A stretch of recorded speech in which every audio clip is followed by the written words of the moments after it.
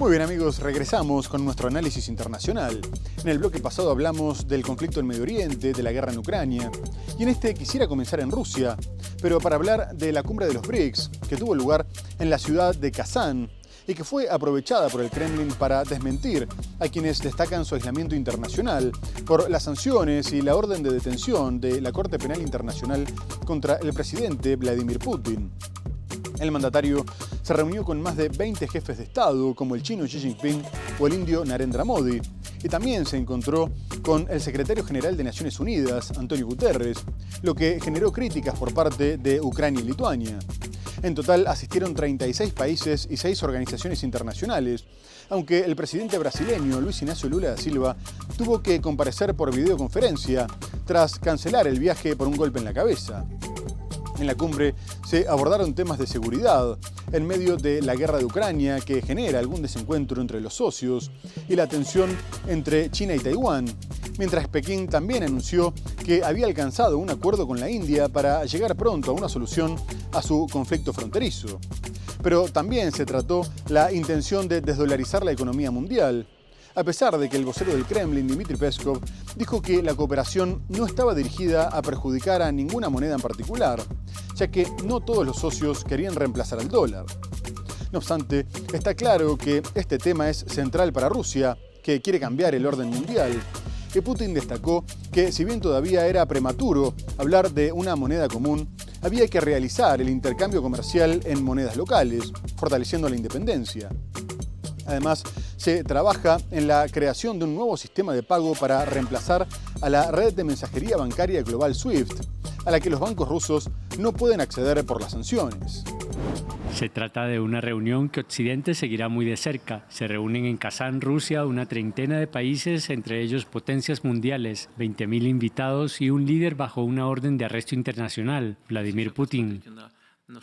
En su propio país, el presidente ruso está decidido a imponer su imagen y demostrar el fracaso de la política de aislamiento y sanciones contra él. Para lograrlo, cuenta con el atractivo sin precedentes del grupo BRICS.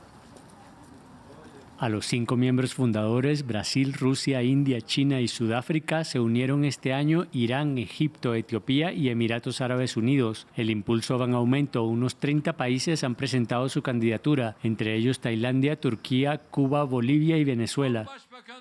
Un grupo de estados poderosos que intenta contrarrestar la hegemonía occidental en la escena internacional, lo suficientemente importante para justificar la visita del secretario general de la ONU, que se reunirá con Vladimir Putin por primera vez desde que Rusia invadió Ucrania en 2022, una asistencia condenada por Kiev.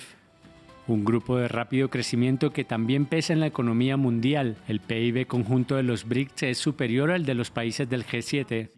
En este contexto, el Kremlin quiere convencer a sus principales socios comerciales de que utilicen sus monedas nacionales para comerciar y así contrarrestar la hegemonía del dólar estadounidense.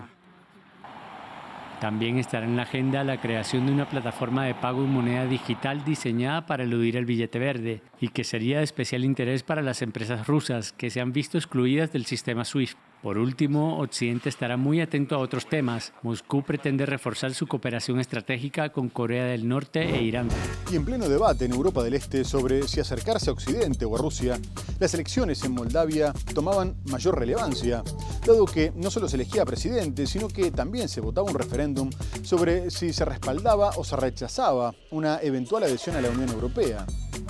Y el resultado fue prácticamente un empate, con una victoria del sí, que tuvo un 50,18% de los votos, frente a un 49,82% que se opuso a entrar al bloque comunitario. Además, el referéndum estuvo marcado por el llamado al boicot por parte de los sectores prorrusos, que buscaban que no llegara al 33% de participación, el mínimo que se requiere para que el proceso sea vinculante. A su vez, la mandataria Maya Sandu, que es la principal promotora del acercamiento a Occidente, denunció fraude, aunque terminó siendo la candidata más votada con el 41%, por lo que se acerca a la reelección. No obstante, al no alcanzar la mayoría absoluta, tendrá que competir el próximo 3 de noviembre en la segunda vuelta con el socialista prorruso Alexander Stoyanoglo, que quedó 14 puntos por detrás. Asimismo, se destaca que la división entre europeístas y prorrusos también es una cuestión geográfica, con la capital abogando por el acercamiento a Bruselas y el resto del país inclinándose hacia Rusia, lo que a su vez alimenta el separatismo en regiones como Transnistria, controlada por Moscú. El gobierno había denunciado un intento de interferencia por parte del Kremlin, mientras que este reclama que se respeten los derechos de los moldavos que pretenden tener buenas relaciones con Rusia y que se levante el veto a sus medios de comunicación.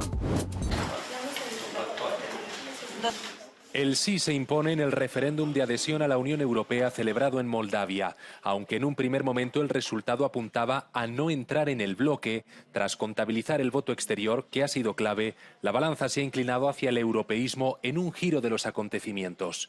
No obstante, la victoria del sí ha sido por un estrecho margen. Con el 99% de los votos escrutados, el 50,18% de los electores se ha inclinado por un futuro dentro de la Unión. La presidenta del país ha denunciado la injerencia del Kremlin en la campaña y la compra de votos por parte de oligarcas rusos. Ella ha ganado las elecciones presidenciales que se han celebrado a la vez que el referéndum. No obstante, tendrá que ir a segunda vuelta, donde se enfrentará al candidato prorruso. Maia Sandu es una firme defensora de los valores europeos y condena la influencia de Moscú. Grupări criminale, împreună cu forțe străine, ostile intereselor noastre, au atacat țara noastră cu zeci de milioane de euro, minciuni și propagandă, cu cele mai mizerabile mijloace pentru a duce cetățenii și țara noastră într-o zonă de incertitudine și instabilitate. Avem probe și informații, precum că ținta grupării criminale a fost să cumpere 300.000 de voturi. Por otra parte, la Unión Europea continúa buscando la manera de endurecer su política migratoria sin violar el derecho al asilo. Y la presidenta de la Comisión Europea, Ursula von der Leyen, les propuso a los miembros del bloque que pusieran como ejemplo a Italia, después de que el gobierno de Giorgia Meloni comenzara a deportar a los hombres migrantes rescatados en alta mar a 2 centros en Albania, lo que permitiría desviar el 40% de los intentos de llegar a Europa a través del Mediterráneo central.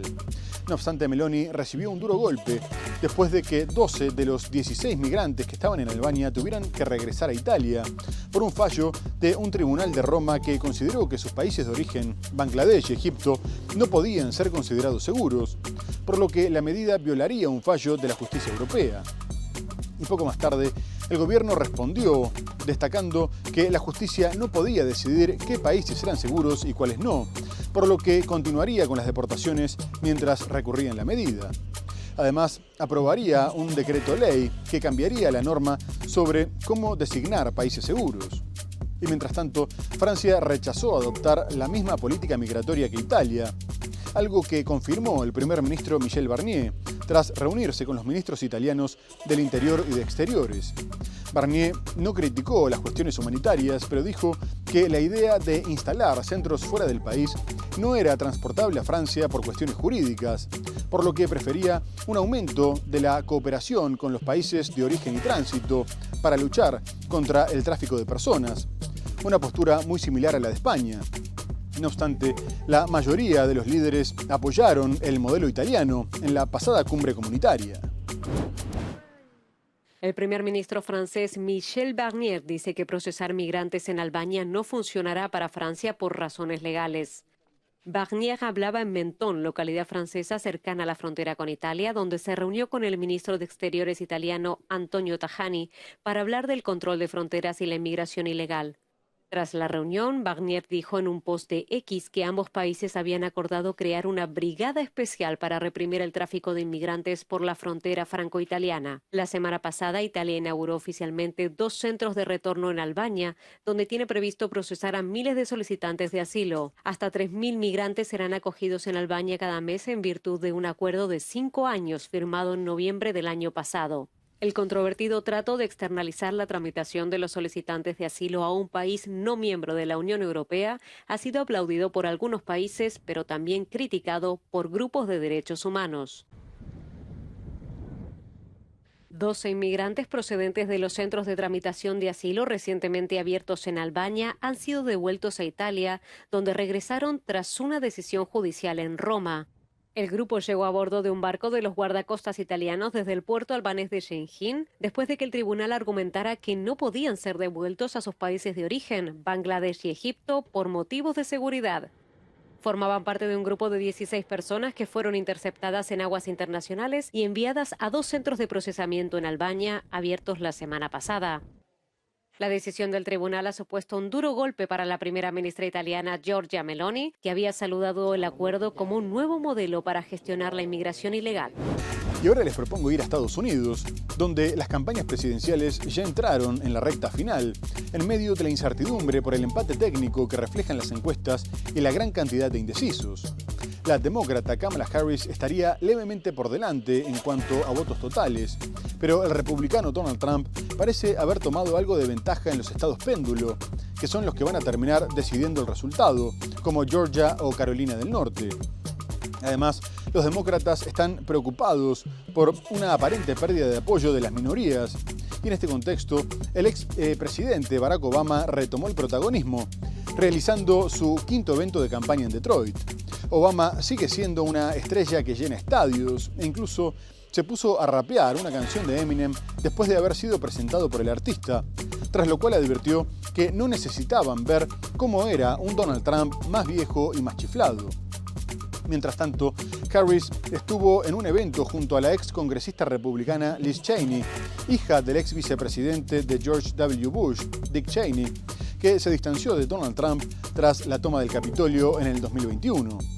Pero el que brilló por su ausencia durante la campaña fue el actual mandatario Joe Biden, aunque la vocera de la Casa Blanca, Karine Jean-Pierre, aseguró que era solo una cuestión de agenda, pero que volvería a mostrarse junto a ella.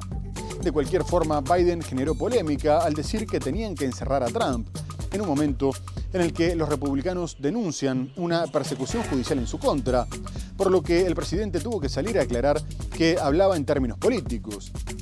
Y por su parte, el republicano organizó eventos dirigidos a los latinos, aunque manteniendo su retórica antiinmigrante, y dijo que se había vuelto más creyente después de que Dios lo salvara del primer intento de asesinato. Donald Trump hoy en una mesa redonda en Florida rodeado de votantes latinos. Su discurso enfocado en la frontera y la economía. Ayer también haciendo eco de sus promesas desde Carolina del Norte, estado que ganó en 2020 y 2016, aunque por márgenes muy pequeños. I will end inflation, I will stop the invasion, and I will bring back the American dream. Desde ahí el expresidente diciendo que no ha visto señales de fraude en las elecciones. I think they have a pretty good system here. Y cuestionando la empatía de su contrincante. Kamala Harris does not have the compassion, the smarts, or the strength to be the president of the United States. She just can't do the job. Trump además visitó zonas afectadas por el huracán Helene, prometiendo su ayuda y participó en un evento con líderes religiosos, en el que aseguró que su fe ha dado un giro desde el atentado en su contra el 13 de julio. Kamala Harris protagonizó un día activo de campaña, desde Pensilvania a Michigan y Wisconsin. Entre los temas claves que tocó, aumentar el salario mínimo y seguridad de armas. I'm not trying to take anybody's guns away from them, but we need reasonable gun safety laws. Además, agudizando el tono contra su rival. I do believe Donald Trump to be an unserious man, but the consequences of him ever being in the White House again are brutally serious. La vicepresidenta, acompañada por Liz Cheney, conoció a ex congresista republicana que ha sido crítica de Trump. We might not agree on every issue, but she is somebody that you can trust. Cheney diciendo que se debe elegir al adulto responsable. Y vamos a bajar a México, que sigue padeciendo una ola de enfrentamientos e inseguridad. La mandataria Claudia Sheinbaum, que recién asumió el Ejecutivo, ya tuvo que hacer frente a la decapitación del alcalde de Chilpancingo y la guerra interna del cártel de Sinaloa, tras la detención de uno de los líderes, Ismael El Mayo Zambada, que acusa de traición a los hijos del Chapo Guzmán.